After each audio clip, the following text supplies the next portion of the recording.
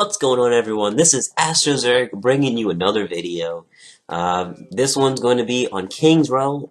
It's on defense to start with, and I think I'm going to play some Zarya this time, so we'll see how this goes. The composition looks pretty good. We got a Junkrat and a Tracer as part of the defensive core.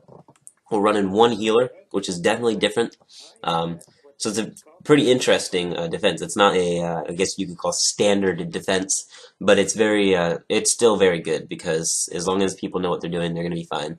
So before we get into the video, can we please see if we can get 5 likes by like right now, before the video even starts? Because that'd be really amazing. Definitely would be really cool. So go hit that like button right now. And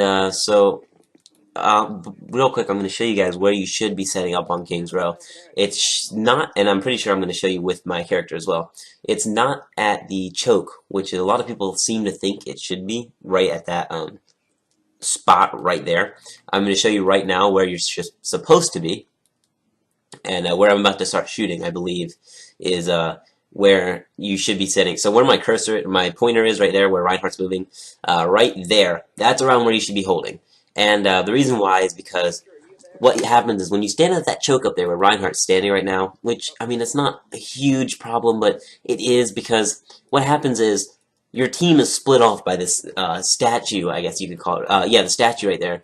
And the problem with this is that their team can just run right through there, and your team is kind of split in half, as opposed to standing around where I was right there for a few seconds.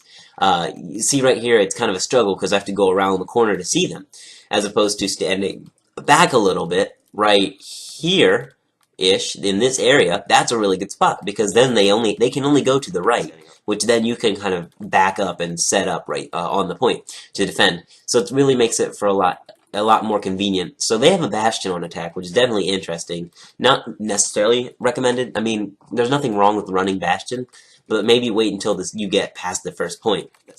So now the biggest problem comes where our team was split up, and their team's kind of just on the point. Fortunately, though, their team kind of was split up and they didn't push in together, so we do have the advantage. D.Va got booped up there real quick. That was pretty funny. Their build a little more, or their team comp's a little more unorthodox because they have a Bastion and a few other characters that are not necessarily seen a lot together. They also have a Junkrat on attack, so they've got a bit of an interesting composition. But nonetheless, we're able to start holding, definitely getting the kills in the kill feed. That's what's important. But yes, right now I'm just shielding the Tracer as she's going in there, trying to do some damage, helping her kill the Bastion, because he can be annoying if you don't take care of him. However, it's pretty easy to take care of a Bastion when he has no Reinhardt to shield him, which is where they have their biggest problem. So now they're trying to run a Winston in a spot where they probably shouldn't, just because of their team composition. So I guess it's mainly the other team's fault, I guess you could say, because they're just pushing in by themselves, not really working as a team. But yeah, make sure as Zarya, if you're going to play her, just make sure that you're shielding your, if you have a Tracer or someone who goes into the back lines, make sure you shield them so they don't die as quickly, gives you some charge, and definitely gives you your ult charge, which is very important. Right here, we're pushing out quite a bit. We're trying to pick off the Bastion, though, so it's not too bad. Tracer is back there trying to get it. But as long as nobody dies, it's still alright. We ended up getting a pick on the Genji, who was somewhere, who knows where. But then the Reinhardt just charges in by himself, which is just absolutely ridiculous. So that's not good at all, just so you know. So Bastion's all alone again. And he's going to be sitting there. And then more ultimates by themselves. Everybody's dying on their team, and it's just a big fail, I guess you could say. But nonetheless, we still hold, and it's no big deal.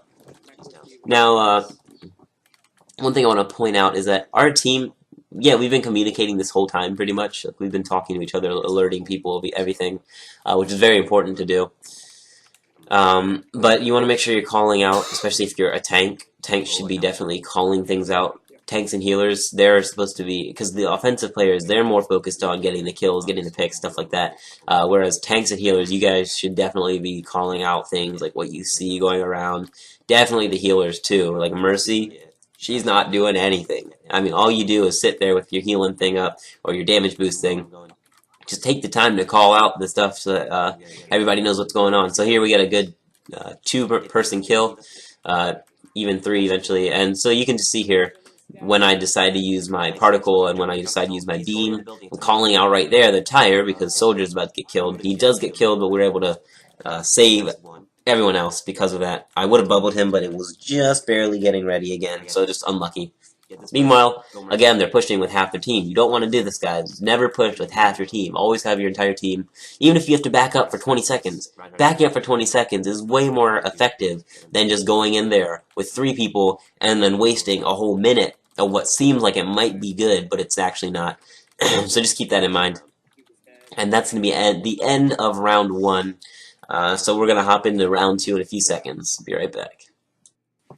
Alright, so what we're running now is, I'm going to go healer this round because, and you can see the comp right there, but I'm going to go healer this round because I was flexing and just filling in for whatever, and we didn't really need a second, I didn't need to play the second tank. So it's going to be Mercy, Ana, and then Soldier and Junkrat as our DPS, and then Reinhardt and, who's the other tank? I believe we had a second tank. If we didn't, then I don't remember. I guess we'll see in a few seconds though. But it's important to make sure you, I might stress this a lot, but it's important to make sure you guys know how to play many types of players. You don't want to just solo play one person and be like, okay, I'm good, because it's really not good to just play one character. Alright, let's go. But since a lot of characters have things in common, there we go, that's the word. And so here we were telling our team, like, yay, let's go and charge. Unfortunately, Orisa barrier had blocked us off a little bit. We weren't able to keep the Reinhardt alive, but I go in there and be able to get the Orisa slept. I get out of there, and I realize, oh look, our team's here except for Reinhardt. So I'm just like, all right, let's push in together.